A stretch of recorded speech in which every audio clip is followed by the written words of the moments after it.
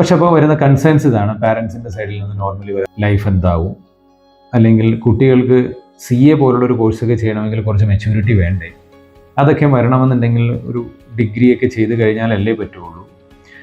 പിന്നെ ഇവർക്ക് ഇതിനെയൊക്കെ അപ്രോച്ച് ചെയ്യാനുള്ള കപ്പാസിറ്റി വന്നിട്ടുണ്ടോ, ഇങ്ങനെയൊക്കെയുള്ള കുറേ ക്വസ്റ്റ്യൻസ് ഉണ്ടാവാറുണ്ട്. അപ്പോൾ ഇതിൽ ആദ്യത്തെ ചോദ്യത്തിനുള്ള ഉത്തരവ് ഇത്രയാണ്: ഒരു ഡിഗ്രി എങ്കിലും ഇല്ലെങ്കിൽ എന്താവും എന്നുള്ളത് ഇന്നത്തെ കാലത്ത് ഒരുപാട് റെലവൻ്റ് അല്ല, അത് നമുക്കറിയാം. കാരണം ഡിഗ്രി മാത്രം ഉണ്ടായിട്ട് ഒന്നും സംഭവിക്കുന്നില്ല, എല്ലാവരും ഗ്രാജുവേറ്റ്സ് ആണ്.